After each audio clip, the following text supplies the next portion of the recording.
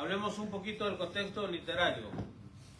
Literario, otra palabra para literario, la literatura, del escrito, o sea, alrededor de lo que está escrito. Ahí está. Hablemos un poquito de lo que, alrededor de lo que está escrito. Quizás hay dos versículos que a usted le gusta mucho, ¿no? A ver. Filipenses 4:13. Iba a decir lo mismo. ¿Cuál es ese? Yo iba a decir lo mismo también. ¿Ah? ¿Cuál es ese? A ver. Todo lo puedo en Cristo. Solo por eso que me fortalece. Y ahí están en el dealership, a ver cuánta fracción hay, 150. Todo lo puede. Y ahí va la esposa también. Sí, mi amor, todo lo puede decir. El Señor es bueno, aleluya. Y después, Amén, decía. después se lo quiere traspasar al pastor porque no pueden pagar. O va la selección mexicana al mundial. O va al mundial, ¿no? Todo podemos. Ahorita por eso andan con Kia nueva. Entonces, ¿qué contexto? Entonces, pero ¿qué hay alrededor de esto? Antes y después. Del versículo. Claro. Ese es el contexto. Ese es contexto cercano, el más cerquita, el inmediato, ¿okay? Digamos así. Pero también el más, hay el que está más lejos. O sea, alrededor ya del libro, la carta. ¿Okay? Entonces, cuando nosotros estudiamos un libro de la carta, vemos la figura aquí, ¿sí se pueden mirar? Sí. Ok. Ese es el parque de Nueva York, el parque central. Este hombre está arriba, él puede ver todo el parque. Y eso es lo que nosotros queremos hacer cuando estudiamos un libro, una carta, queremos mirar el todo. Yo me acuerdo una vez hace años, los tiempos de Noé, hace años, empecé a enseñar el libro de Levíticos, capítulo por capítulo, versículo por... Ahí voy yo, después Génesis, Levíticos. Y cuando llego al capítulo 3, 4, yo no sabía qué hacer. ¿Cuál era el problema? Que yo estaba empezando de abajo. Yo no sabía qué había en el todo. Yo no conocía todo el libro. Entonces tenemos que conocer todo, todas las partes. Todas las partes. O sea, si usted lee la primera carta de Pedro de corrido, la primera carta de Pedro, hágalo cuando tenga tiempo. Lo puede hacer en 15 minutos. 15, 20 minutos. Lea sin parar, ¿eh? Lea sin parar. Después que lees unas 100 veces, no el mismo día, pero después que la lees unas 100 veces, vas a decir, wow, tiene sentido. Vas a ver las ideas, cómo empiezan a fluir. Cómo el autor se mueve de una idea hacia otra idea, hacia otra idea.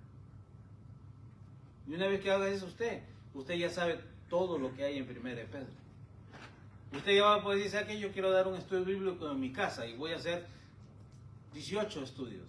De tal versículo, tal versículo, tal versículo. Y voy a hablar de esto, de esto, de esto, de lo que está hablando Pedro. Ya usted conoce todo. Usted va a estar en el capítulo 1 y le va a decir a su audiencia, a las personas que están estudiando con usted, vaya conmigo, repito, al versículo 4, al capítulo 4 de la misma carta. Mire, Pedro cómo habla de lo mismo. Ahora volvamos al capítulo 1. Y usted ya conoce toda la carta. Entonces, importante conocer el todo. Ya sabe por qué escribe Pedro, a quién le escribe Pedro. Ya cuando usted sabe todo, ya puede ir a las partes.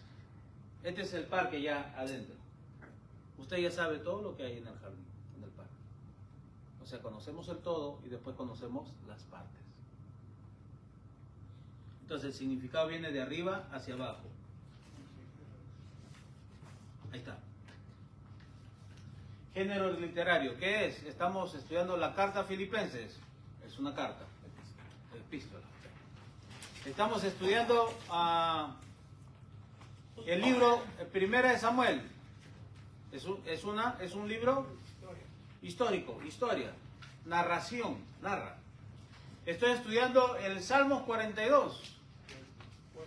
Poesía. Estoy estudiando el libro de Job. ¿No? Sabiduría. Sabiduría. Sí, entonces, género literario. ¿Qué género? La Biblia tiene varios géneros. Historias, cartas, profecías, apocalíptica, de lo que va a venir en el futuro, lo que hemos de evaluar. ¿Qué género? Después, la idea principal de la unidad. O sea, la estructura del libro. Después, la idea principal del párrafo. La oración y la palabra. O sea, una palabra la junto con otras 10 palabras, o 5 palabras tengo una oración. Y después junto 10 oraciones tengo un párrafo. Y junto 10 párrafos tengo una unidad. Listo. La Biblia está escrita así también. Hay un orden. Entonces, pero no empezamos por la palabra, empezamos de arriba hacia abajo. De arriba hacia abajo. Eso nos va a ayudar a entender el versículo, todo lo puedo en Cristo que me fortalece. Esa porción empieza en el versículo 10, 11, 12 y 13 y continúa en el 14. Entonces, estudiamos autor, fecha, contexto histórico, propósito, género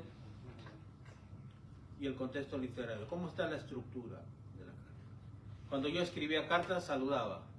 Hola, querido hermano, espero que te encuentres bien. O papá, aquí escribiéndote nuevamente, extrañándote. Y la última vez que hablamos me dijiste que estabas un poco delicado y espero que te encuentres mejor.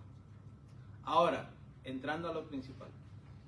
Cuando puedas o si puedes, por favor, mándame para mis maruchans.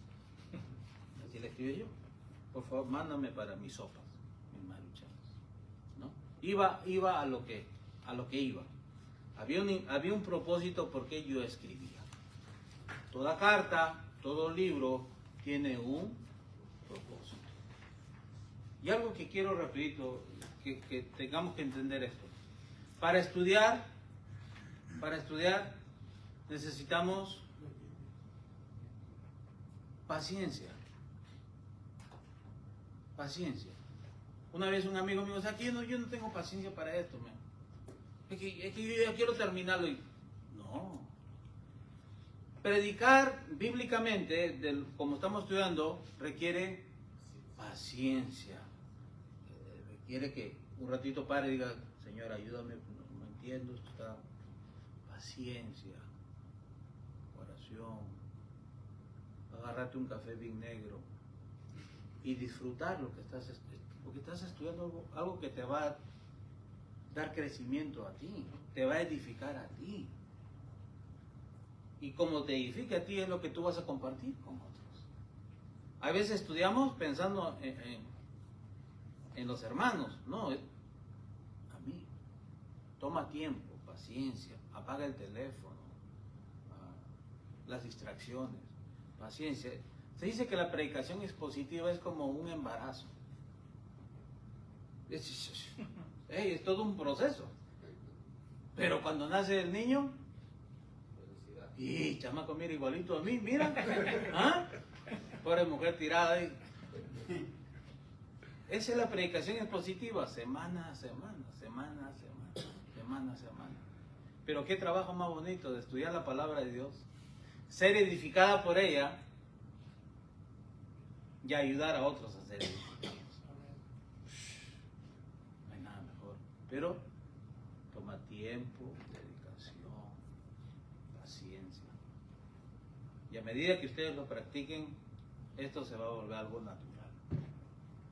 ¿Puedo hacer una pregunta Sí. del género? Sí, sí. Entonces, ¿cuál sería la diferencia en el género y cómo es importante el género si leo algo que parece un mandamiento en el libro de Hechos Claro. versus una epístola? Ok. Si estoy estudiando el libro de Hechos es un libro histórico, narrativo. Histórico, narrativo. Una epístola, una carta. Tenemos mandatos, exhortaciones, ¿no? Para la iglesia que teníamos o tenían que cumplir, tenemos que cumplir el día de hoy. El libro de Hechos narra lo que sucedía con la iglesia, en los principios de la iglesia. Narra hechos históricos. El libro de Hechos no está prescribiendo, diciendo ustedes tienen que hacer esto también. Ustedes también tienen que hacer un ministerio de pañuelos y empezar a sanar a la gente también, como lo hacía con el pañuelo de Pablo. No está diciendo eso, está narrando cómo el Espíritu Santo se manifestaba a través de la iglesia en sus comienzos, cómo la iglesia fue avanzando, ¿sí? Entonces, el libro de Hechos es histórico narrativo. Una epístola tiene como esencia mandatos, exhortaciones para la iglesia. Las epístolas son más personales. El libro de Hechos no era algo personal. Lucas está narrando algo, está mostrándonos lo que se llevaba a cabo en el libro de Lucas y en el libro de Hechos. No prescribe en ningún momento. Narra. Cuando muestra a Pablo en capítulos 8 de Corintios, ¿no? 18, trabajando en las tiendas, ¿no? Muchos dicen, no, pues Pablo hacía tiendas. ¿Hacía tiendas Pablo? Sí, pero cuando llegó Silas con Timoteo, ¿qué sucedió? Se dedicó completo a predicar el evangelio. ¿Sí? No está prescribiendo, no está diciendo, ustedes, pastores, predicadores, también tienen que hacer tiendas, también tienen que trabajar. No, porque si no se contradice con lo que dice en Primera de Timoteo. Entonces, es una historia, está narrando hechos históricos de cómo la iglesia comenzó, cómo Dios empezó a manifestarse a través de la iglesia, manifestar su poder a través de los apóstoles, pero en las epístolas vemos mandatos, exhortaciones, ¿no? Doctrinas que se tenían que poner en práctica. La razón por la que pregunto eso es porque muchas veces en Hechos, se predica Hechos y te dicen, pues aquí en el capítulo 2 dice que bautizaron en el nombre de Jesús, tienes que bautizar en el nombre de Jesús. Aquí en el capítulo, no sé si es el 16 o 18, dice que buscaron el bautismo del Espíritu, tienes que buscar el bautismo del Espíritu. No está, que Hechos no está prescribiendo, no está diciendo ustedes tienen que hacer eso. No. Está relatando de cómo la iglesia empezó, cómo Dios empezó a trabajar a través de la iglesia, a manifestarse a los judíos, después a los gentiles. Hablemos un poquito del estudio. ¿Cómo estudiamos el pasaje? Marcos.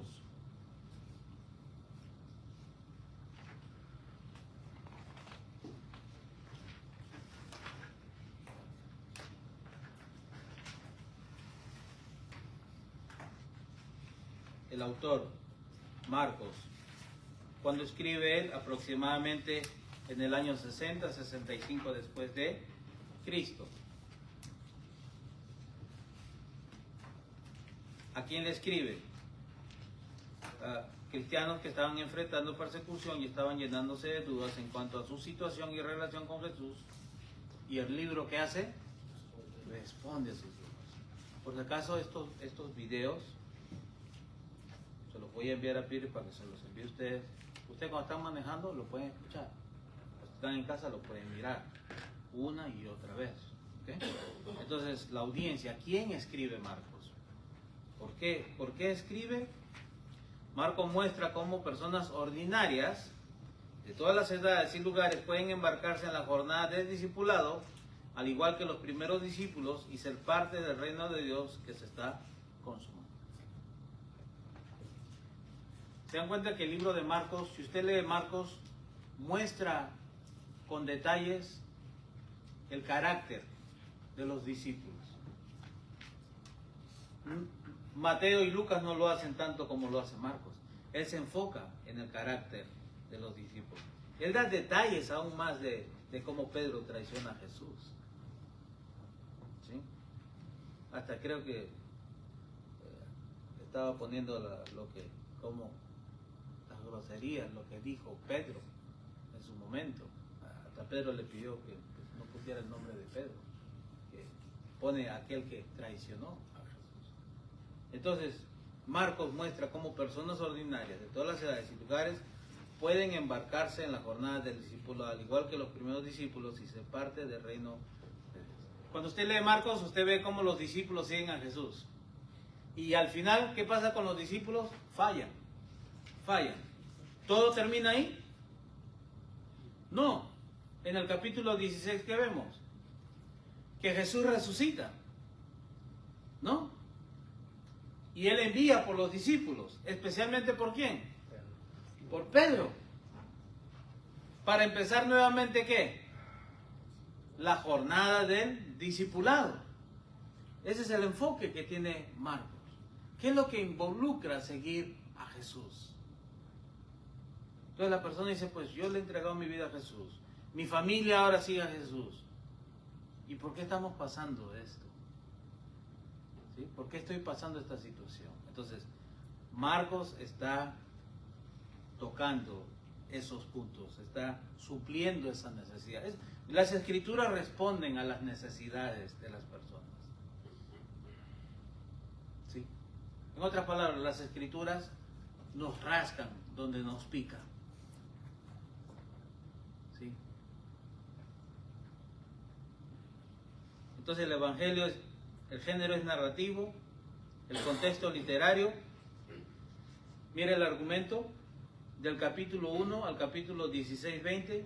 El discípulo es aquel que sigue a Jesús, entiende quién es Él, acepta su misión y se mantiene fiel a Él hasta la gloria a través del sufrimiento. Esa es la idea general de todo el libro de Marcos, del capítulo 1 al capítulo 16. Ese es el todo que estamos mirando. Ahora, las partes grandes del libro son 3. Del capítulo 1 al capítulo 8-26, la primera parte. Entender quién es Jesús es indispensable para que sus discípulos lo puedan seguir. Capítulo 1, ¿cómo empieza Marcos?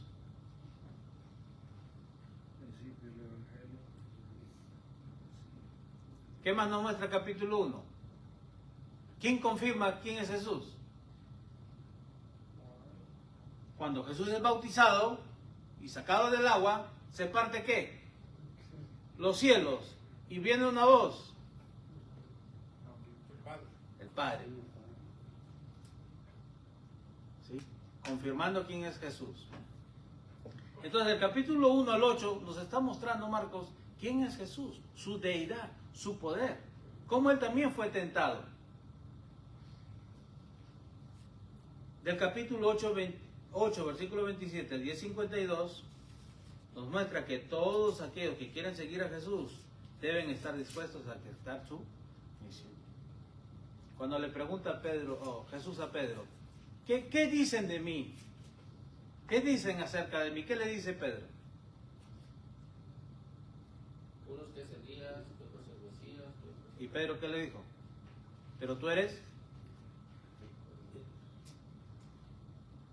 Y cuando Jesús empieza a hablar de que el Hijo del Hombre va a morir, va a caer en manos de los líderes religiosos, va a ser crucificado, pero al tercer día va a resucitar entre los muertos, ¿qué le dijo Pedro? No, tú no. ¿Y qué le dice Jesús?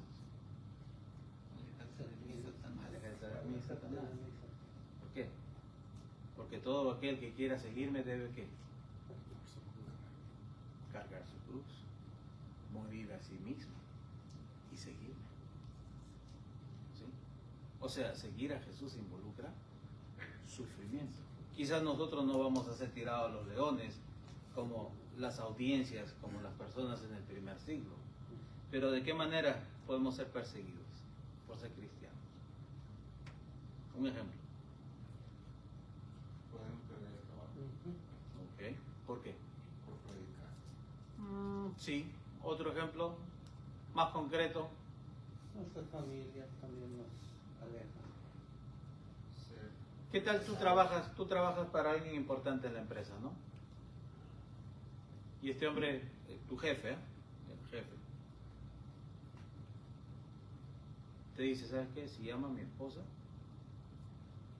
dile que no estoy. Y siempre lo hace. ¿Tú cómo te sientes? Pero él está ahí conversando con una de las secretarias encerrado. Ya sabes, si llama a mi esposa, dile que no estoy, ¿verdad? ¿Qué harías? Te acabas de sacar tu F-150 y te pagan bien, pero A mí no me involucres en tus cosas extramaritales, déjame fuera. Ok, ¿y tu jefe qué te dice? Oh, que no te preocupes, discúlpame por molestarme. No, ¿qué te voy a decir? Me va a dar con ¿Ah? todo, me va a dar con Te da una advertencia, ¿no? Mira, tú haces lo que yo te digo o simplemente búscate otro trabajo. Y nuevamente llama a la esposa al día siguiente. Y bueno, la misma postura, no debe cambiar mi postura. Pierdes tu trabajo. ¿Lo perdiste por ti? ¿Por qué lo perdiste? Por tener mi postura y mis creencias en Cristo. Tus convicciones en Jesús, como cristiano, como creyente. ¿Sí? Entonces, ahí estamos viendo un poquito la relevancia, de una manera como puedes tú sufrir. Estás firme en tus convicciones, lo que es correcto. Yo no puedo estar mintiendo por este hombre, estoy mintiendo, yo no puedo hacer esto. Pero otras personas que dicen, no, pues y el carro que acabo de sacar, ¿cómo lo voy a pagar? No, Señor, perdóname. Entonces, Marcos, en esta sección, todos aquellos que quieren seguir a Jesús deben estar dispuestos a aceptar su misión. ¿Y cuál es la misión de Jesús? Llevar el Evangelio a toda la criatura. ¿Ah? Llevar el Evangelio a toda El la Evangelio. ¿Pero qué más involucra el Evangelio? Para que Jesús haya visto la gloria, ¿qué tuvo que suceder? Filipenses capítulo 2, versículos 5 al 9. Se hizo obediente hasta la muerte de cruz. Pero después, ¿qué sucede en el 9? 10 y 11. Dios le da un qué? El nombre que sobre todo nombre. Sobre todo nombre. O sea, sin sufrimiento no hay gloria. O sea, no podemos entrar al reino de Dios sin sufrir. Ese es un problema que estamos viendo el día de hoy, ¿o no? En el cristianismo. Manito, ¿crees que puede venir mañana a las 11 para poner las sillas? Oh, muy temprano, está muy frío ahorita. Ya, hermano. Lo que pasa en Irak, en los países musulmanes. ¿Crees que no puedes ayudar en el estacionamiento? ¿Tú nos vas a robar algo? Estoy caliente, me quemo con el sol. Fíjate que me hace mal la piel. Ahorita ¿No? muy frío. Nadie quiere pagar un precio. O sea, involucra, vas a sufrir. Jesús es el ejemplo, Hebreos. Poniendo nuestros ojos en ¿quién? La mirada de Cristo. ¿Ah? El consumador de nuestra fe. Él nos muestra cómo se vive la fe, cómo lo vivió Él, sufriendo. Sí, entonces, vamos mirando, Marcos habla de esto y la tercera sección, del capítulo 11 al 16, aceptar la misión de Jesús requiere la fidelidad de sus discípulos hasta el fin. Tú decides a seguir a Jesús, muy bien. Recuerda, vas a sufrir en el proceso. Y el sufrimiento muchas veces produce ¿qué en nosotros? Cuando la cosa se pone difícil, ¿qué es lo que primero que pensamos hacer? Tirar la toalla. Muy bien. Marcos dice, no, necesitamos mantenernos fieles hasta el fin. Muy bien. Ahora, rapidito. Si recuerdan esta sección, entender quién es Jesús es indispensable para que sus discípulos lo puedan seguir. Esa es la primera sección. Ahora vamos a estudiar este pasaje. Capítulo 2, versículos 1 al capítulo 3, 6. Una vez más, esta es la sección, esta es una sección mayor. Entender quién es Jesús es indispensable para que sus discípulos lo puedan seguir. Dentro de esa sección vamos a mirar un pasaje. ¿A la luz de qué? De todo. Del todo, de su contexto. Porque si nosotros estudiamos solamente Marcos capítulo 2, versículos 1 al 3, 6, vamos a decir algo que no quiso decir Marcos. Yo me acuerdo cuando prediqué este sermón, hace muchos años, en los tiempos de Abraham, muchos años. Cuando bajan al paralítico del techo. ¿Se acuerdan esa historia? Sí. Yo la prediqué. Voy a animar a la congregación para evangelizar, trae gente a la iglesia, man. Sea mi mensaje, trae gente a la iglesia. Y uso el ejemplo de los discípulos. Ellos vieron que todo estaba lleno, no se detuvieron. ¿Qué hicieron? Subieron al techo, hicieron un hueco y bajaron a Jesús y su amigo sanó. Y esa es la misma actitud que tenemos que tener nosotros para personas que no conocen a Jesús. Hacer lo imposible, traerlos a la iglesia. Aunque sea ir a sus casas, recogerlos y llevarlos a comer a un restaurante después del servicio. Y un sermón bien bonito, ¿eh? Y la gente, amén, amén, amén. Pasan los años, ustedes padre y dicen, Señor, perdóname. ¿Ah? Marcos no estaba hablando de traer gente a la iglesia, pero en mi ignorancia estaba limitado. Me di cuenta que Marcos aquí está hablando de la autoridad de Jesús. Y todos aquellos que lo siguen van a sufrir también por causa de su autoridad. ¿Se acuerdan que los fariseos dicen, ¿y quién es este? ¿Con qué autoridad? ¿Se acuerdan? Empieza a hablar de eso, la autoridad. Y Jesús empieza a hacer mención del Hijo del Hombre. Si alguien escucha, un judío escucha Hijo de Hombre, lo primero que le viene a la mente es ¿qué? No. Mesías. Daniel capítulo 7. Daniel tiene una visión. Y en su visión, ¿qué mira él? Y vi a uno como Hijo de Hombre venir en las nubes. Y se le dio el anciano de los días, hablando del Padre, vi dándole autoridad y dominio, Hijo de Hombre. O sea, Jesús usaba el Hijo del Hombre, el Hijo del Hombre. Cuando él habla del Hijo del Hombre, está usando un término del Mesías, del Salvador. Es por eso que los judíos, los fariseos, lo querían matar. O sea, ¿con qué autoridad este hombre habla así? ¿Quién eres tú para perdonar pecados? Entonces estudiamos este pasaje a la luz del todo. ¿Recuerdan cuál es la sección? Capítulo 1 al 8 de Marcos. ¿Alguien? $50, ¿ah? Tienes que saber quién es Jesús. Rápido, ¿ah? Tienes que saber quién es Jesús para seguirlo. Muy bien. Ese es el todo. Ese es el contexto. Dentro de ese contexto está este pasaje. La sección anterior es capítulo 1, versículo 21 al 45. ¿Se acuerdan qué hizo Jesús? ¿Sanó a quién? Un leproso. ¿Recuerdan? Ahora, un leproso, si era sanado, ¿qué significaba eso?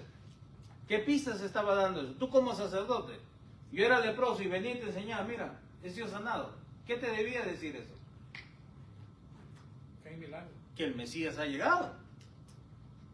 Se volvió la fama de Jesús, pero es por eso que cuando llegamos al capítulo 2, la gente no podía ni entrar.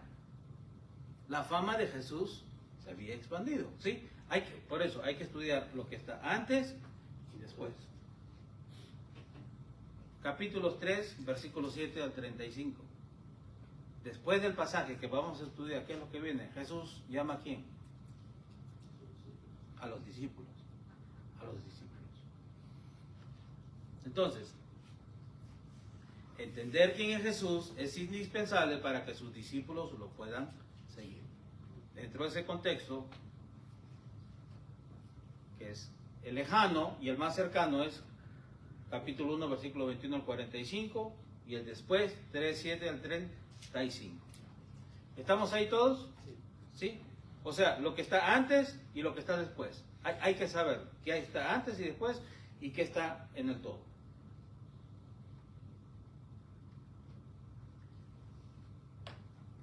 Los que siguen a Jesús, miren, aquel quien tiene autoridad para confrontar la oposición supernatural, no se sirven a sí mismos, ya que aquellos que lo siguen deben servir en favor del reino de Dios. Marcos capítulo 1, versículos 21 al 45. Eso está antes. Después, Marcos 3, 7 al 35. Los discípulos son aquellos que hacen la voluntad de Dios al permanecer y estar comprometidos en expandir la misión de Jesús.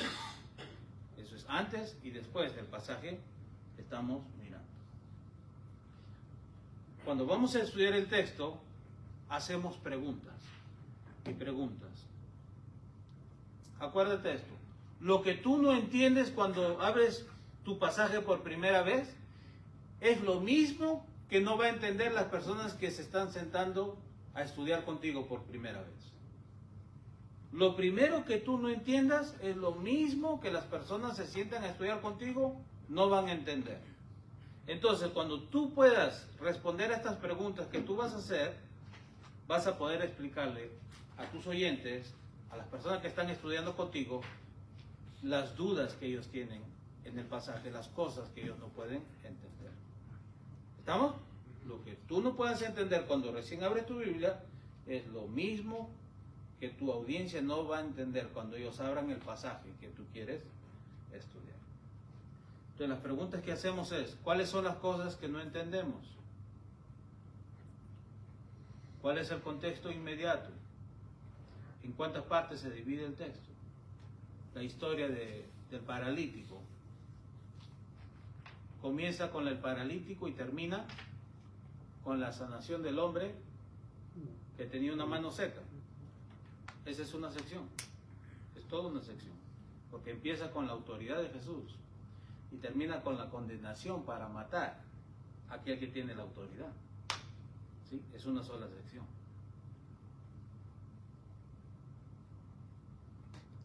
¿Cuáles son las palabras o frases que el autor enfatiza a lo largo del texto? Aquí tienes que apagar tu teléfono, tu cafecito. ¿Qué palabras se repiten? ¿Qué palabras se mencionan? ¿Por qué el autor está mencionando esta palabra 3, 4 veces? ¿Existe algún contraste, comparación o similitud? ¿Está comparando algo? ¿Está comparando? ¿Hay un contraste o alguna similitud? Hay palabras que son usadas en otra parte del libro. La palabra autoridad, ¿es usada solamente en el capítulo 2 de Marcos o es usada también en otro lugar del libro de Marcos? La palabra blasfemia, ¿es usada solamente en el capítulo 2 o también en otras partes del libro? ¿Por qué condenaron a Jesús? ¿Alguien se acuerda? ¿Cuál era la razón para matar a Jesús? Para hacerse igual a Dios. ¿A eso le llamaban? Blasfemia. Blasfemia. Sí, esa palabra es clave, ¿sí? O sea, yo estoy estudiando el pasaje, esta palabra blasfemia, ¿solamente se muestra aquí en el capítulo 2 o también está en otra parte del libro? ¿Y por qué se menciona aquí? ¿Cuáles son las conexiones que el autor usa? ¿Qué palabras usa para conectar los pasajes? A veces utilizan la palabra y, a veces utilizan la palabra por lo tanto, y así también, ¿sí? Eso conecta. Por lo tanto, así también. ¿Y qué conexiones el autor usa? ¿Se encuentran elementos culturales en el texto? ¿Qué papel desempeña el texto en el argumento del libro, en la totalidad del libro? ¿Cómo contribuye o cómo ayuda esto a todo el libro? En este caso, Jesús, la autoridad de Jesús, el seguir a Jesús y saber que uno va a sufrir por seguir la autoridad de Jesús, ¿contribuye, ayuda en algo a la totalidad del libro? Lo que quiso decir Marcos, ¿sí? Ver cómo contribuye esto. Y después leemos comentarios bíblicos. El día de hoy hay muchos comentarios en español y de los buenos, de los buenos. Hay muchos comentarios de... God questions. ¿Ah? God questions. Yo voy a una página que se llama God questions. Ajá. Sí, esa es buena, pero hay otros comentarios también en español. Los puedes agarrar físicos. Ahora, estos comentarios tienen su precio. ¿Quién trabaja en el jardín? Okay. Yo tengo un amigo que tiene su empresa de jardín. Y mi amigo me dice, mira, ¿sabes qué? Yo empecé a agarrar mejores trabajos, mejores contratos, cuando empecé a comprar mejores maquinarias. Mejores maquinarias. Entonces, cuando nosotros gastamos en libros para estudiar, es una inversión que estamos haciendo en nosotros mismos. Nos vamos a beneficiar nosotros. Si yo pago $40 por un libro, es bastante, pero este libro me va a ayudar a comprender mejor lo que estoy estudiando. ¿Qué es un comentario? Un comentario simplemente es un libro de un hombre que ha sido bendecido por Dios para hacer esta tarea. Un hombre que trabaja con un libro de la Biblia, un ejemplo, Marcos, por 10, 15 años. Este hombre, en otras palabras, te agarra de la mano y dice, vente conmigo, te voy a enseñar lo que hay aquí en el libro de Marcos. Eso es lo que es un comentario. Un comentario te va a ayudar, te va a dar luz a entender algunas cosas que no has entendido. Ahora, el comentario lo usamos después de haber estudiado la Biblia, nosotros mismos. No estudiamos primero el comentario, porque estamos apurados. No, tenemos que entender el pasaje. Tenemos que estar familiarizados con el pasaje. Tenemos que estar prácticamente, como decimos, bañados con el pasaje. Una vez que ya hemos entendido el pasaje, pero hay cosas que todavía quedan dudas, es cuando vamos a los comentarios bíblicos para poder entender esas partes que no entendemos. Y muchas veces los comentarios a veces nos dan luz a otras cosas que no pudimos ver en el pasaje bíblico. Entonces, miren, más o menos aquí tenemos el antes y el después. Esto es lo que significa Marcos capítulo 2, versículos 1 al 3, 6.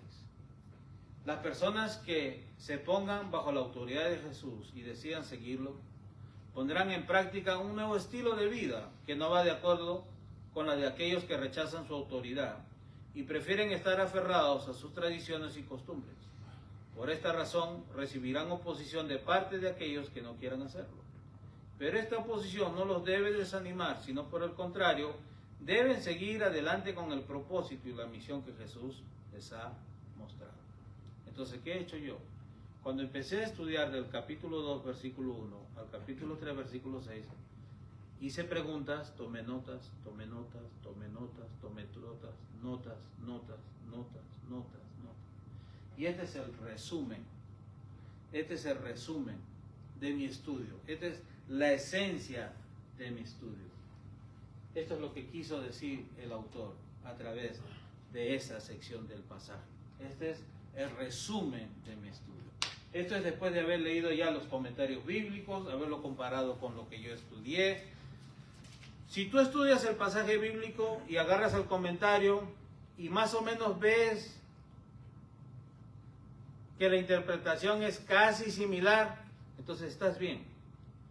Pero si ves que estás pero casi opuesto a lo que dice el comentario, entonces quizás no estás bien en el pasaje, tienes que volver a estudiar. Ahora, un buen comentario te va a decir cómo llega a esa conclusión el autor. Por esta razón, yo creo, te va a decir el autor. Por esta razón, mira, 1, porque Jesús aquí dice 2, y después dice esto los discípulos, y 3. Y por esta razón, yo creo. Ese es un buen comentario.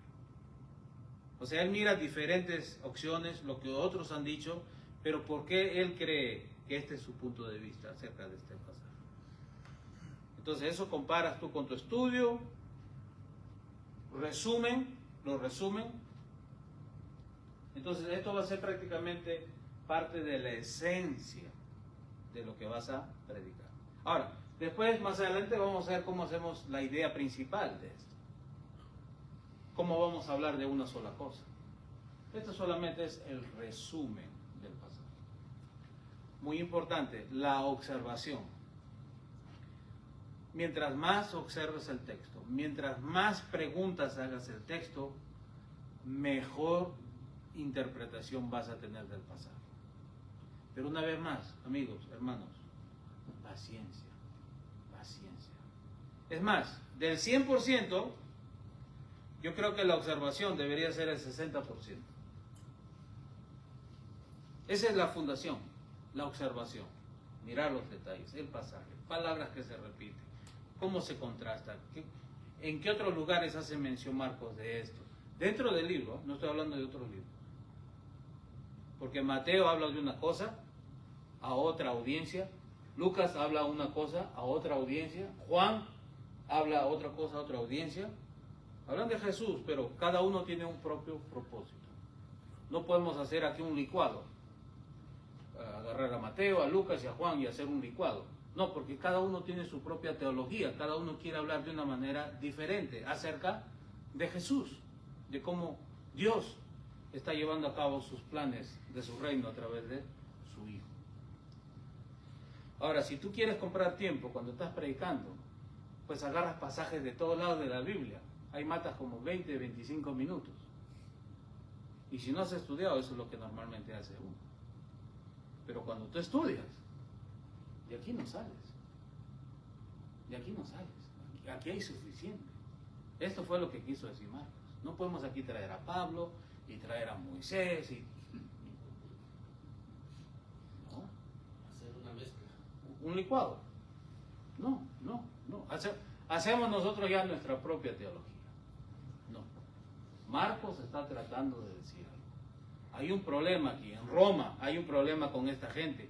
Y Marcos está tratando de decirle algo a esta gente, del carácter de Dios. ¿Qué significa seguir a Jesús?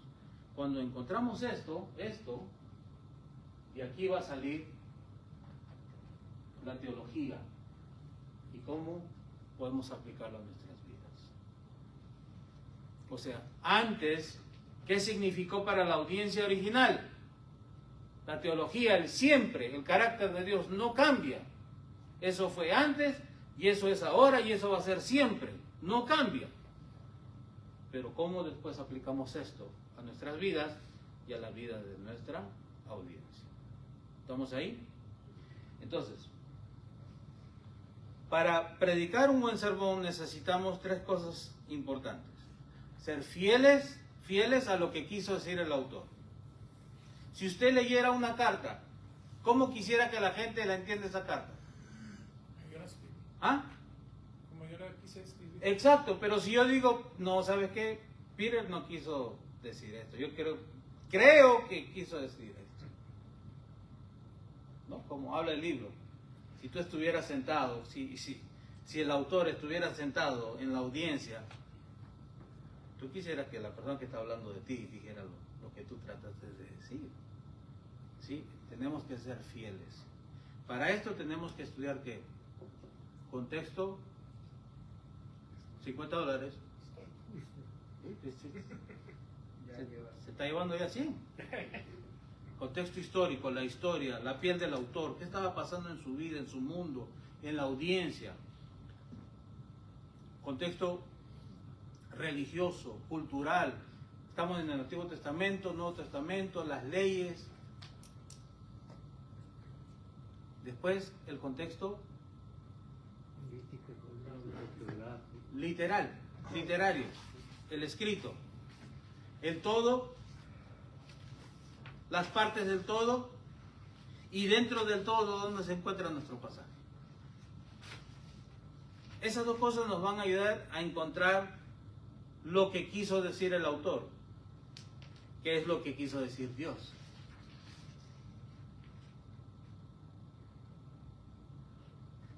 Si no encontramos esto, hay un problema que algunos llaman un sentido más profundo. No hay un sentido más profundo. Lo que el autor quiso decir es lo que el autor quiso decir. Aquí no hay, pero aquí hay algo más profundo, brother. Yo creo que Dios quiso, ¿y por qué no lo dijo? Pues Dios no está jugando a las escondidas, a ver, adivina qué dice aquí, ¿no? Dios es claro. O sea, cuando leemos correctamente, cuando tomamos en cuenta la cultura, los hechos históricos que estaban sucediendo, qué estaba pasando alrededor, los hechos sociales, cómo vivía la gente, cuando tomamos en cuenta esto, y cuando leemos cada palabra, cuando tomamos en cuenta cómo escribió el autor, sus ideas, entonces vamos a poder encontrar lo que él quiso decir. Contexto histórico, contexto literario.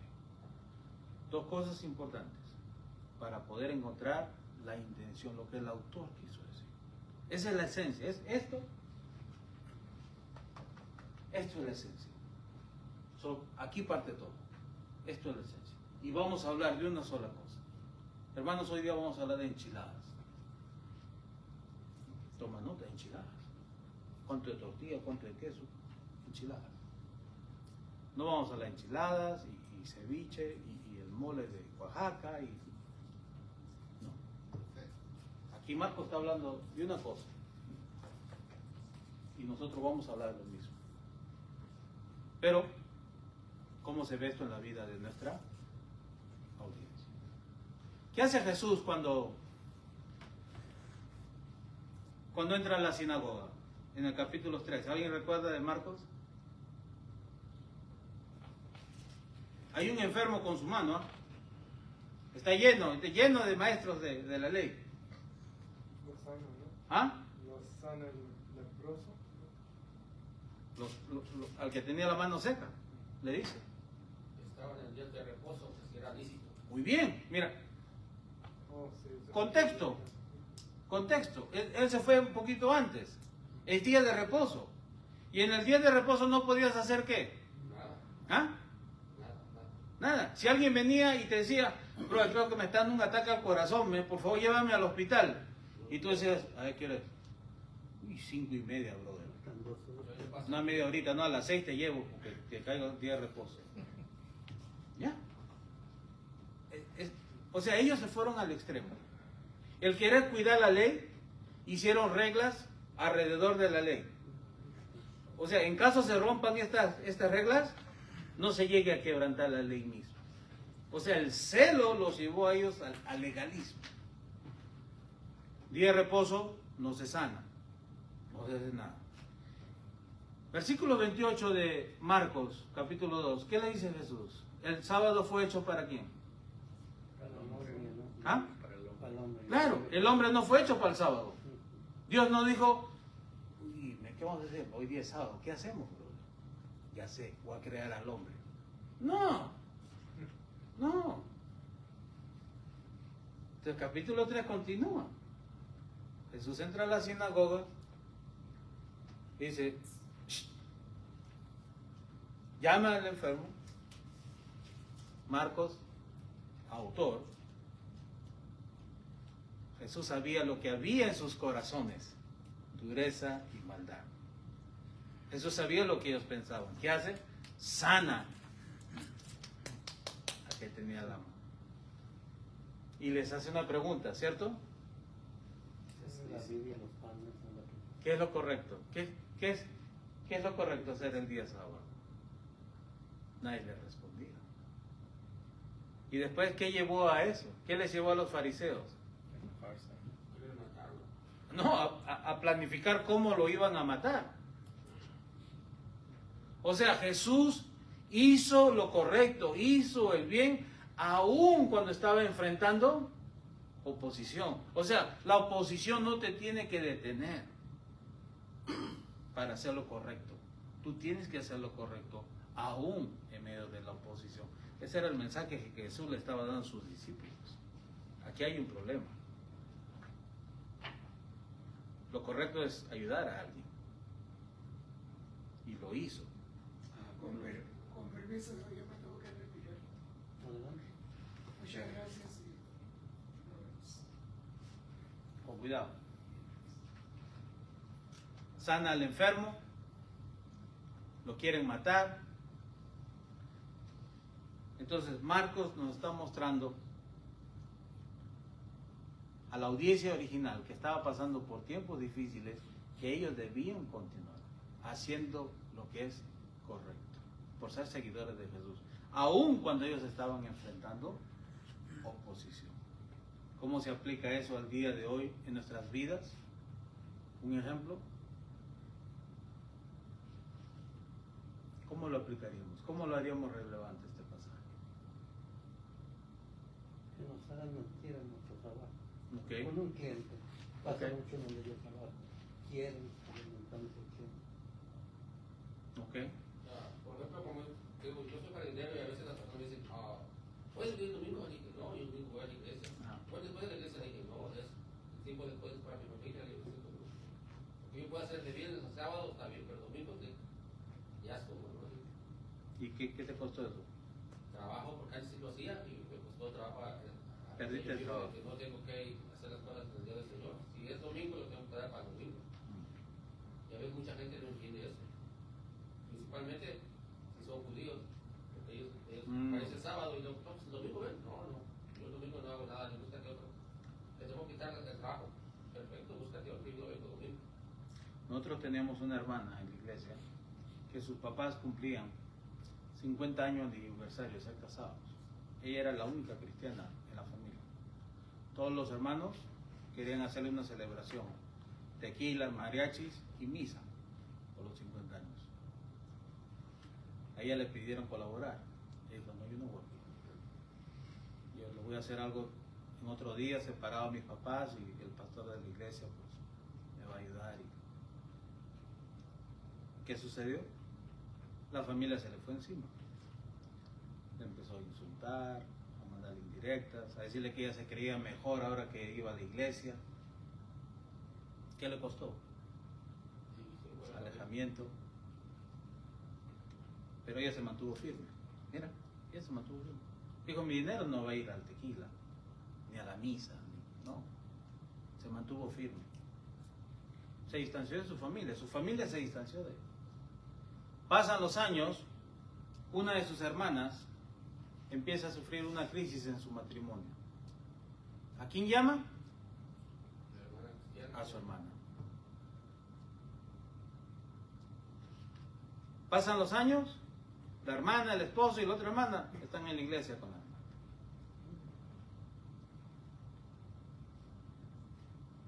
O sea, a pesar que ella iba a sufrir, ella prefirió hacer lo que era correcto, lo que sabía que era hacer correcto.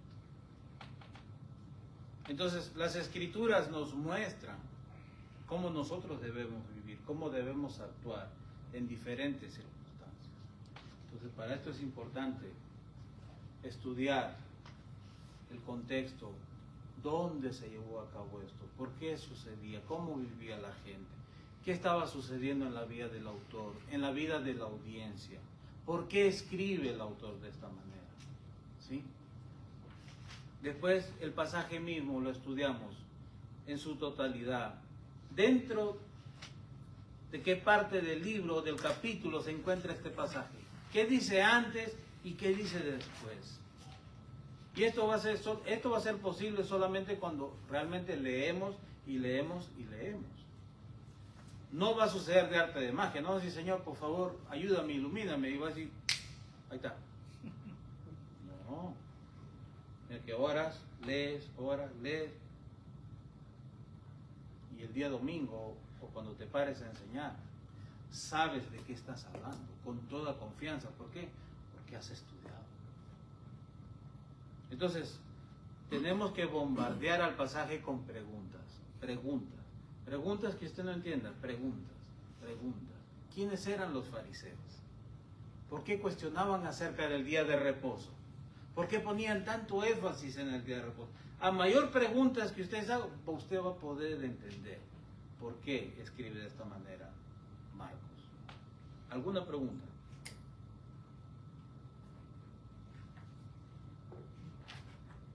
Más bien también cuando uno tiene algo de poder, también no sé, como que también muchas veces te presionan de un lado u otro y tú tienes que también buscar como lo que es correcto, no lo que dice la gente. Claro. Eso es cierto. Mencionó hace rato que una persona que busca muchos textos bíblicos en su predicación es porque no ha estudiado. Hay veces. Pero que sí, exactamente para allá voy, que sí, por ejemplo, en ese resumen hay ejemplos, en vez de dar un ejemplo de hoy en día, simplemente dar ejemplo bíblico, ejemplo de una historia en el Viejo Testamento que se relata con una idea en el texto. También se puede hacer, pero muchas veces los relatos mismos que hay en el Antiguo Testamento, hay veces repiten lo mismo que estamos diciendo nosotros. Y en vez de darle más claridad al pasaje, simplemente estamos repitiendo lo mismo. Si le va a dar claridad a lo que nosotros estamos enseñando, pues claro que sí. Pero si no le va a dar claridad a lo que estamos enseñando, entonces nosotros tenemos que ver la audiencia que tenemos y cómo se aplica esto a la vida de nuestra audiencia. Por ejemplo, cuando predicamos, hay veces tenemos que enseñar en otros personas de negocios. ¿Cómo se aplica esto a una persona de negocios? Pura gente de negocios. ¿Cómo lo aplicaríamos? Alguien que tiene un negocio, personas que tienen negocios. Cristianos, hay muchos cristianos que tienen dinero y tienen negocios. Y pues sí estamos hablando acerca de la ética en el negocio. No pueden ser tranza, tienen que manejarse con integridad. Okay. Yo tuve una situación así como, yo escribo cheques así para la gente en vez que va a apoyar y todo eso. Entonces la cosa es de que los líderes no estaban de acuerdo que se les pagara, pero nosotros decimos todos los que vengan a apoyar se les va a dar un cheque. Entonces se tuvo que tomar una decisión rápido, no se pudo avisar a todos. El que está encargado tomó la decisión de hablarles a la gente que pudo y fue y atendió, pero después ya no querían que pagarles que porque no avisaron o porque no agarraron el mensaje y esto y el otro. Y hoy llegué a la conclusión, ellos fueron, ya habíamos hablado de esto, les firmé esos cheques y yo dije, ya de esta situación la tenemos que arreglar de otra forma, pero no castigando a la gente que atendió y que hizo las cosas. Entonces tuve que pensar yo en lo que iba a hacer, y esta gente que me estaba presionando que no firmara y eso, pues tuve que yo también pensar cómo se iban a arreglar las cosas. Y ¿Cómo actuamos en tiempos de Sí. presión, cierto? Ajá, exacto. Normalmente, ¿cómo tendemos a actuar cuando, pues un ejemplo, todos ustedes van a votar el martes, todos van a votar azul, pero yo quiero votar rojo? ¿No? Entonces la influencia y la presión, y la presión la vivimos en todos lados. Hace años me acuerdo que el supervisor del trabajo donde yo trabajaba, le iban a hacer su despedida de soltero por tercera vez. Él se había divorciado 2 veces y se iba a casar de nuevo, y le querían hacer un viaje de regalo a Las Vegas. ¿Y cuándo vas a dar tu foto a mí? ¿Cuál foto? Para Las Vegas, para bailarinas, sí. Pero la presión era tan constante que cuando pasó su matrimonio, entonces cambió la mirada del supervisor de todos hacia mi persona. Pero ¿qué hubiera pasado si yo hubiera cedido ante la presión? ¿Cómo después le hablaba a alguien de ven a la iglesia y Jesús? Lo curioso es que estas mismas personas a escondidas en el baño me pedían que orara por ellos por una situación, pero a escondidas. Sí, entonces, o sea, las escrituras nos ayudan a cómo responder ante diferentes circunstancias. Ahora, cuando usted está enseñando, si usted puede usar como ilustración un pasaje del Antiguo Testamento, si esto le va a dar luz, bueno. Si usted necesita usar otro pasaje de otro libro de la Biblia que le va a dar luz a este pasaje, que necesita explicarlo, hágalo. Pero aquí usted tiene una porción, una intención de lo que quiere ser el autor. ¿Sí? Entonces, estudiamos de arriba hacia abajo, del todo. Estudiamos el contexto cultural, la historia, el autor, la audiencia, tener en mente que la Biblia fue escrita en otro tiempo diferente al nuestro. Las culturas eran diferentes, las casas eran diferentes, ¿okay? Tenemos que entender que el contexto social, cómo vivía la gente, era diferente, la política era diferente, la agricultura era diferente, cómo se movía la economía era muy diferente, la esclavitud tenía mucho que ver en el Nuevo Testamento. ¿Qué influencia tenían los esclavos en los escritos del Nuevo Testamento? Entonces miramos todo esto, ya que hemos entendido quién es el autor, dónde se encuentra el autor, a quiénes se les está escribiendo. Entonces ahora entramos ya con ese conocimiento a estudiar el pasaje mismo, la carta, el libro. Un ejemplo, una carta chiquita. Abramos la carta a Filemón. ¿Todos tienen su Biblia? Carta a Filemón.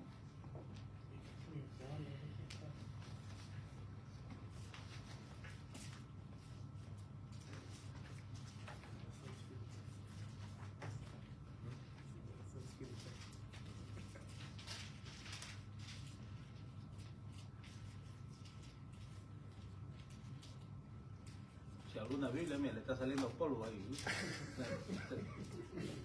Es que está chiquito. Está pegado, Ajá. está nuevecito. Está nuevecita, mira. 25 capítulos nada más, un solo versículo, un capítulo de libro.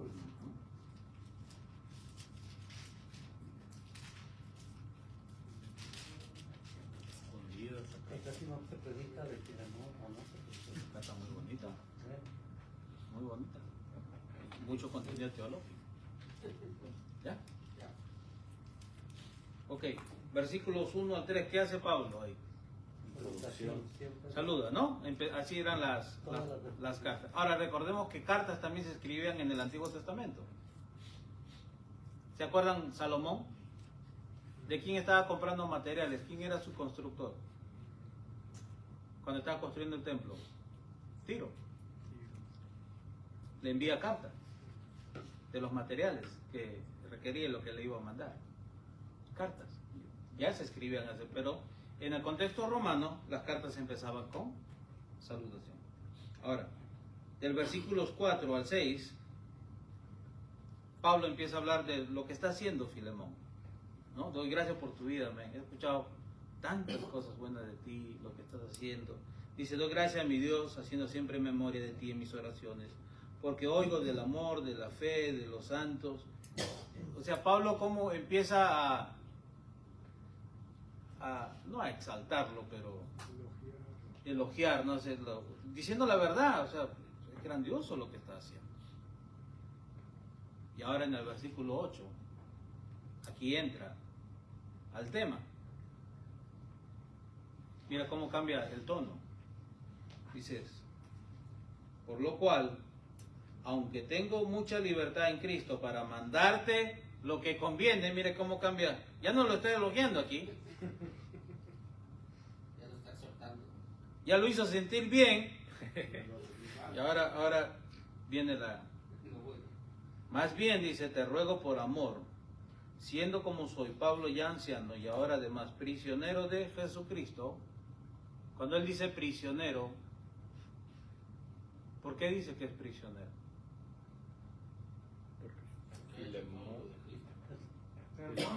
Aquí viene el contexto histórico.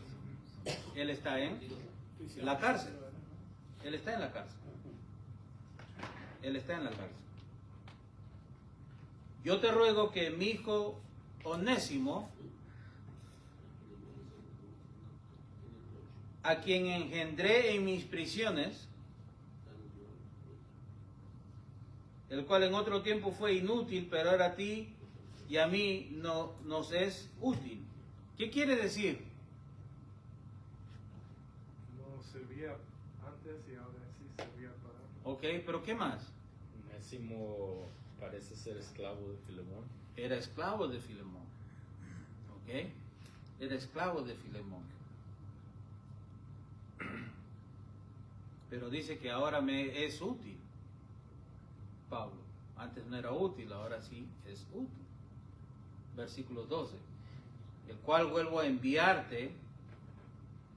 Tú pues recíbele como a mí mismo. O sea, recíbele a él como si yo fuera. Yo quisiera retenerle conmigo para que en lugar tuyo me sirviese en mis prisiones por el Evangelio. Pero en nada quise hacer sin tu consentimiento, para que tu favor no fuese como necesidad, sino voluntario. ¿Qué está pasando aquí? Un ejemplo, esta Biblia es una Biblia de estudio. Y en la introducción me da un detalle general de lo que estaba pasando en esta carta. Ahora, usted se va a un comentario, va a encontrar hojas y hojas más profundas de a qué se está refiriendo Pablo, quién era Onésimo. ¿Sí? Vamos a encontrar que Onésimo era un esclavo que le había robado a su amo.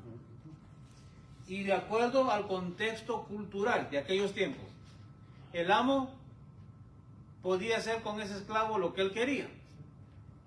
Si él quería matarlo, lo podía matar. Si lo quería quemar vivo, lo podía quemar vivo. Si lo quería poner a trabajar en el campo, por el resto de su vida con los animales, pues él podía hacer lo que él quería. Parece que le robó, escapó, llega a un lugar cansado, solo, ya no puede más con su vida y encuentra un hombre, empieza a compartir su vida con él y le dice: yo soy de El Salvador. ¿Y qué parte de El Salvador? ¿De tal pueblo? ¿Conoces a tal persona? Sí. Esa persona es mi amiga. ¿Cómo que es mi amigo?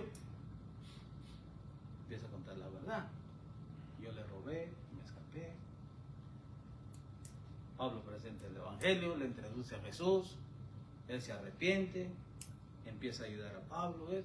Y ahora, Onésimo, es hora de regresar a casa a poner las cosas en bien. Pablo dice aquí en el versículo 14: pero en nada quise hacer sin tu consentimiento, para que tu favor no fuese como de necesidad, sino voluntario. O sea, yo me pude haber quedado con él, pero prefiero mandarlo para que seas tú quien tome una decisión qué es lo que vas a hacer con él. 15, porque quizá para esto se apartó por algún tiempo, para que le recibieres para siempre. No ya como esclavo, sino como más que esclavo, como hermano amado, mayormente para mí, pero cuanto más para ti, tanto en la carne como en el Señor. Así que, si me tienes por compañero, recíbele como a mí mismo. O sea, me estás mandando a este hombre que me robó mi casa, que me dejó en quiebra. Pero él no me está diciendo qué es lo que tengo que hacer. Me está diciendo: recíbele como a mí mismo. Recíbele como un hermano en el Señor. Mira lo que Pablo está haciendo aquí. ¿Está apelando a qué? ¿A qué está apelando aquí? Con Filemón. Al amor del ¿Ah? Al amor de Cristo. Al amor. hermano de Cristo. Al amor. Está apelando al amor. ¿A qué más? Compasión. Versículos 18. Ya terminamos. Si en algo te dañó o te debe, ponlo a mi cuenta. Yo, Pablo, lo escribo de mi mano. Yo lo pagaré, por no decirte que aún tú mismo, tú me debes también. O sea, por si acaso, en caso te hayas olvidado, tú también me debes. Hablando de su salvación. Estaba cobrándose el favor. Hablando de su salvación. Si, hermano, tenga yo algún provecho de ti en el Señor, si en algo pues me considera realmente, conforta mi corazón en él, Señor. Te he escrito confiando en tu obediencia, sabiendo que harás aún más de lo que digo.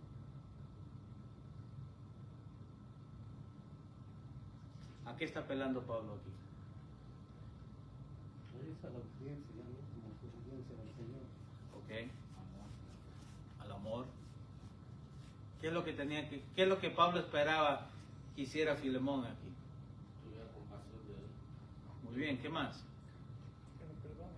Que lo perdone. Que manifestara, ¿qué más? Amor. Amor, pero ¿cuál amor? Amor de Cristo. El amor de Cristo que le fue manifestado a él. El amor que él había recibido de Cristo,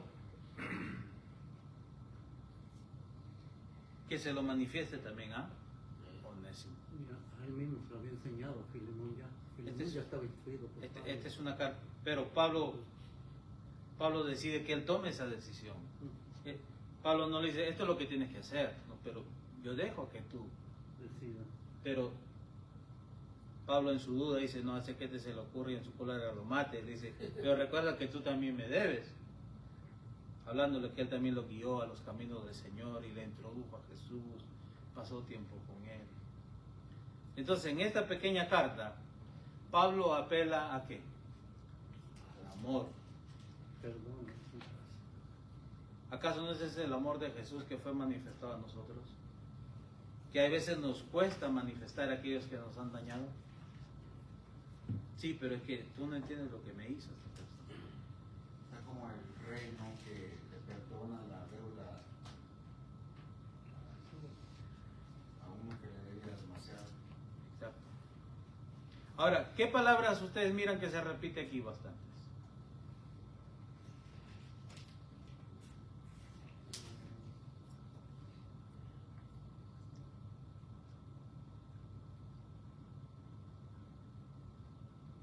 Así rápido, una vista, una mirada.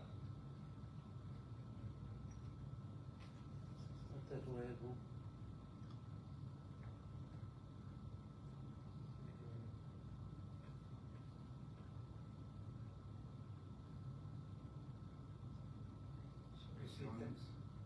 ¿Ok? ¿Qué tal la palabra obediencia?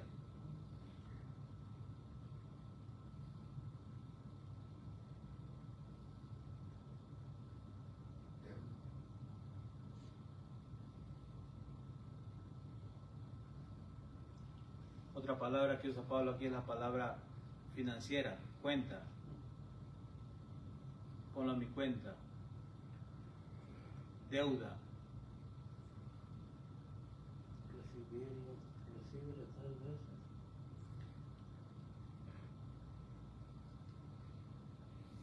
La deuda que Jesús pagó por nosotros, ¿era de él?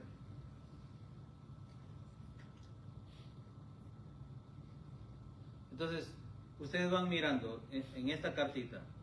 El autor empieza con el saludo. Después el versículo 3, ahora lo empieza a levantar. ¿No? En el versículo 8 cambia el tono. Esas son las cositas que tenemos que mirar. ¿Dónde cambia el tono? Ok, ¿qué es lo que sigue? Después vemos en el versículo 15. Le hace reflexionar. Porque quizá para esto se apartó de ti. O sea, para conocer a Jesús de esta manera. Para que le recibieras para siempre. No ya como esclavo, sino más que esclavo como hermano amado, pero mayormente para mí. Pero cuanto más para ti, tanto en la carne como en el Señor. Este hombre antes era un esclavo. Ahora regresaba como un cristiano más. Y no cualquier cristiano. Un hombre que antes le había robado a su amo. ¿Cuál tenía que ser la actitud de este hombre hacia su ex esclavo? Matarlo, castigarlo. Venderlo. Y mira la sabiduría de Pablo. Pablo deja que él tome la decisión. Pablo puede haber dicho, no, tú tienes que hacer esto y yo te mando, bro. No. Pablo esperaba que él manifieste. Dime. Pero, o sea, sí dice que lo dejaba que la decisión era de él. Más sin embargo, en el 21 dice, te escribo confiando en tu obediencia. Exacto. Entonces está como entre mandamiento y O sea, dejarlo. Por una lo está dejando, ¿no? Pero por por otra otra lo dice, está mandando. por si acaso no hace que le gane la ira y... No, porque estamos hablando acá de una situación difícil. Imagínate que tú tengas tu empresa y alguien te haya robado, te haya desfalcado, y ahora 5 años después viene con la carta de tu ex pastor, que es tu amigo, y pues tú quieres llamar al 911, pues. No era una situación fácil. Entonces, ¿cuál era la decisión que tenía que tomar ahí Filemón? ¿O cuál era la decisión que Pablo esperaba que él tomara? Que actuara de la misma manera que Jesús actuó con él.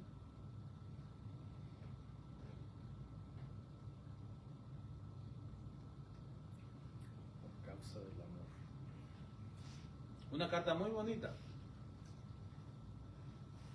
Sí. Sí, hermano, como acá cuando él está refiriendo, dice, porque en un tiempo te fue inútil, dice, ahora te va a ser útil. O sea, Como lo fue para mí. como algo inútil va a servirme para algo, puede haber hecho Filemón. Entonces, esta carta, para entenderla, necesitamos comprender primero que el contexto histórico. ¿Qué más?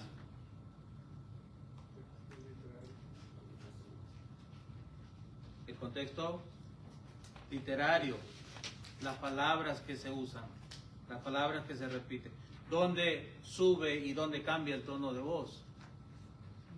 ¿A quién se escribió? Sí, por un ratito dice, por no decirte que aún tú mismo me debes también, por si acaso. Y después en el 21, te he escrito confiando en tu obediencia.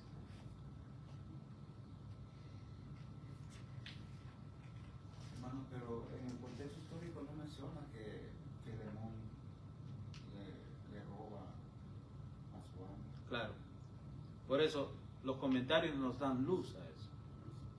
Pero aquí vemos que sí es un esclavo. Ajá, sí. Vemos que es un esclavo. Dice que le hizo daño.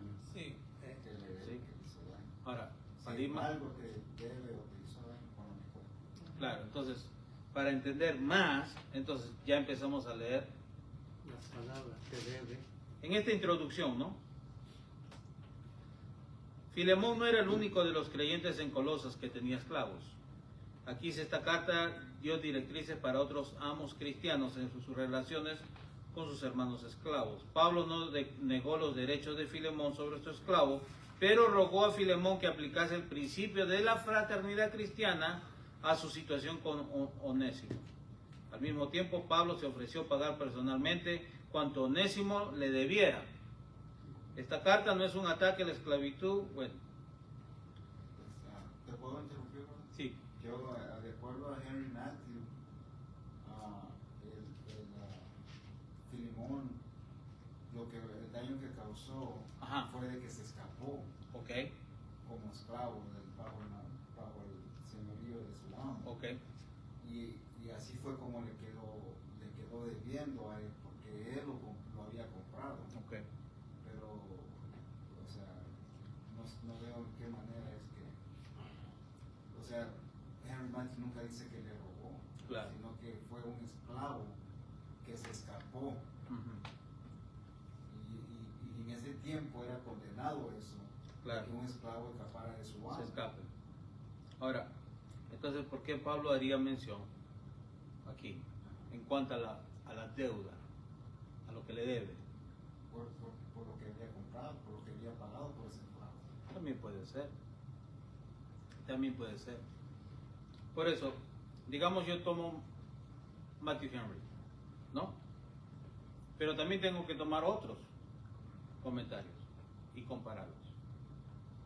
Compararlos. No quedarme con uno solo. Es el único que tengo. No, está bien, pero ¿sí me entienden?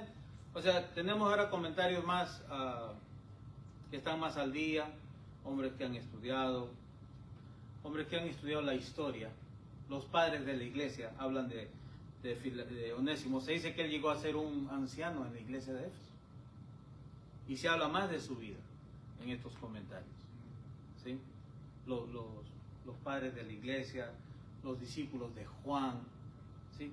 Estos hechos históricos dan luz a cosas que muchas veces no podemos mirar. Contexto histórico, contexto social, lo que estamos viviendo, ¿por qué razón? Ahora, es válido lo que tú dices, sí, se pudo haber escapado, pero... ¿Ah? No, te escucho. Una pregunta no tanto relacionada a esto, sino a comentarios. Ajá. Porque a mí me gusta escuchar mucho a un... ¿cómo le llamaría? Es un locutor de radio, Ajá. pero es un filósofo. Claro. Quizás lo han escuchado, Dennis Prager. Dennis Prager ahorita es muy famoso, ¿no? Es judío. Ajá. Entonces él empezó a escribir comentarios bíblicos ya, Ajá. pero de la perspectiva judía, porque él es judío. Claro. ¿Qué tan útil me podría ser? Porque él ya escribió, parece que 2 ya ahorita, de Génesis y de Éxodo.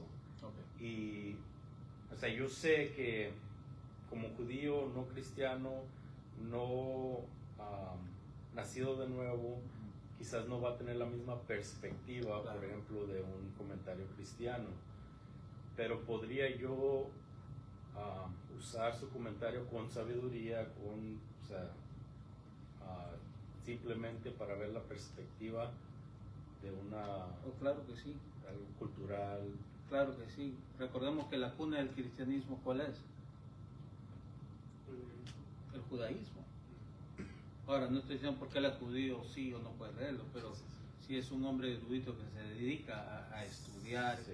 entonces toma lo que tú crees que sí es válido con las escrituras, con lo que tú crees, y recata lo que... Como el pescado. Yo cuando como pescado, como la carnecita, yo no me como la cabeza, los ojos, y eso lo tiro. Bueno, pero en todo lo que leemos y escuchamos, uno siempre aprende algo. Tomar lo bueno y lo Claro, y uno tiene que discernir. No simplemente dice, no, es judío, no, yo no quiero saber nada con lo-". No, uno siempre aprende algo, uno siempre lee, estudia. Hay tantos hombres seculares que escriben tantos libros, buenos libros, o sea, cómo nos culturizamos, cómo aprendemos, una vez más, recata lo bueno y desecha lo que es malo. Tener discernimiento, ¿no? Sí, pero... No, yo también cuando hago mis estudios, investigaciones, uso muchos artículos, hay cosas que, no, pero ¿de qué está hablando? Esto no, y hay cosas que dices, wow, esto me llama la atención, déjame mirar esto un poco más profundo.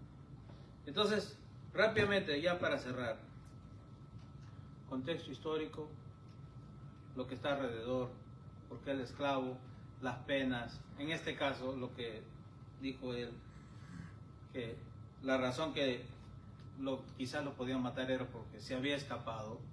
Ok, es válido también. El amo podía hacer lo que quería con su esclavo, sí, es válido. Pero la idea principal aquí del pasaje, el amor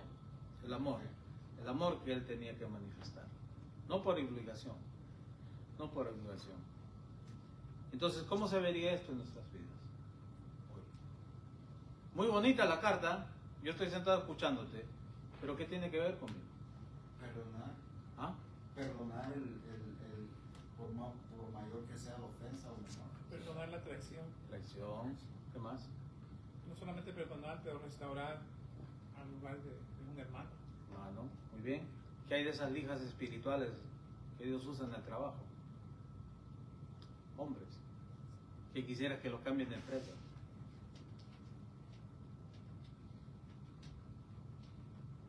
El amor que tenemos que manifestar. Orar por esa persona. Orar por esa persona. ¿Sí? Entonces, el amor que debemos manifestar por aquellos que nos dañan muchas veces. ¿No? A veces pensamos que es demasiado lo que nos ha hecho, que yo no puedo perdonar a esta persona. Entonces, Parecía que ya tenían un conocimiento del amor, de perdonar con esa carta, como le escribió también. exacto. O sea, ese amor tenía que ser manifestado ahora. O sea, aquí tenías que demostrar realmente si tú habías recibido el amor de Jesús. Así debe ser un amor agape, ¿no? Ya. Tenías que demostrarlo. Yo diría pues que la bendición que hay en interpretar correctamente, ¿verdad? Exacto. Cuando interpretas correctamente como lo estamos haciendo, Ajá. el Espíritu de Dios respalda Sí. la enseñanza y nos habla. Sí. Yo he pasado por algo similar con el pretendiente de mi hija, ¿verdad? Y leyendo estos versículos, pues te llega. Trae convicción. Te dice, hey, ¿sabes qué? Sigue en ese camino del perdón y la restauración. Y sabes, cuando sucede eso, sabes, es bonito porque eso te confirma que tú eres un hijo de Dios. Cuando hay una convicción de pecado, convicción al cambio, te confirma que eres hijo de Dios. Cuando abres la Biblia y dices, wow, yo necesito cambiar esto, tengo que hacer algo al respecto. También muestra temor por Dios. Exacto, muy bien. Ahora, rápidamente para cerrar. Aquí hemos hecho prácticamente, hemos hecho un viaje pero así relámpago, ¿ok? No crean ustedes, vayan a decir, wow, esto... No, esto es mucho para mí. Ahorita hemos hecho un viaje así, pero esto normalmente se hace en un semestre, 16 semanas. En 3 horas hemos visto de una manera panorámica cómo se hace esto. Entonces los videos que les voy a dar, ahí paso a paso, vayan escuchando. No piensen que esto ya ustedes ya para el lunes ya tienen, le voy a decir que preparen su sermón. Es una vista panorámica. Con el manual que les he mandado, cuando tengan su tiempo, 10-15 minutos, denle una leída hasta donde hemos llegado. Denle una leída, cositas.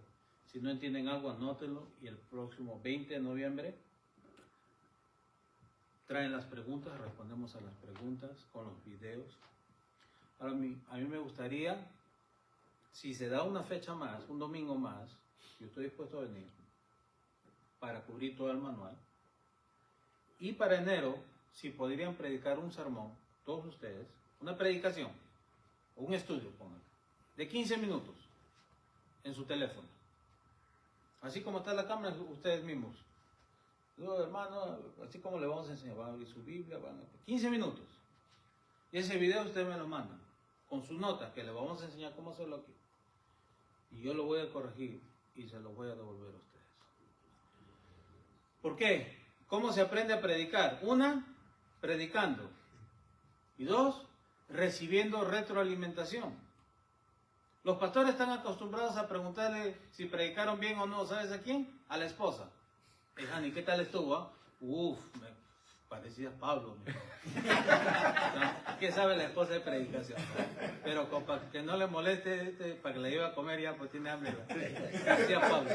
Y ahí va. Muchas veces no pasa así. ¿Sí? Entonces, la retroalimentación. La retroalimentación dice que es el desayuno de los campeones. ¿Ah? Los campeones al día siguiente miran y ¿en qué fallé? Tengo que corregir esto, tengo que mejorar en esto.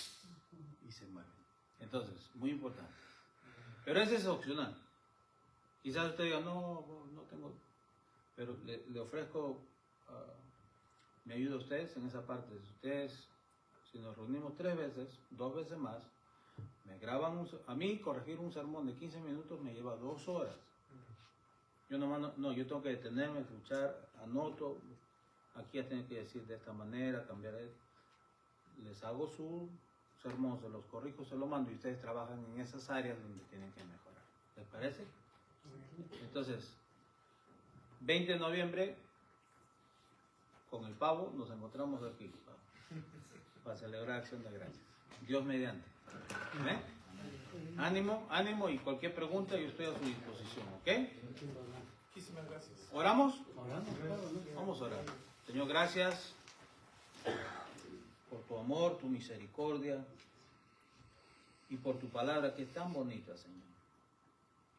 Tan bonita, Padre, cuando reflexionamos, buscamos, Señor, escudriñamos lo que hemos hecho hoy. Nos edifica, Padre, y nos motiva, Señor, a seguir creciendo, aprendiendo y ser transformados por ello.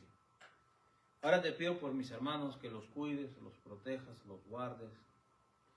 Y, Señor, que esto empiece a despertar en ellos esa hambre, Señor, para enseñar a otros también, Padre bendito. Hay mucha necesidad, Señor, hay mucha necesidad en nuestra comunidad, en nuestros pueblos. Mucha gente que quisiera aprender tu palabra, Señor. Y te pido que uses a mis hermanos el día de hoy. Y también te pedimos por Peter, Padre bendito. Por ese deseo, por ese amor, por esa preocupación de equipar a otros, Señor. Sigue bendiciendo sus esfuerzos. Bendice a mi hermano Peter, Padre. Bendice su iglesia, Señor. Te lo pedimos, Padre, en el nombre de Jesús, Señor. Amén. Gloria a Dios.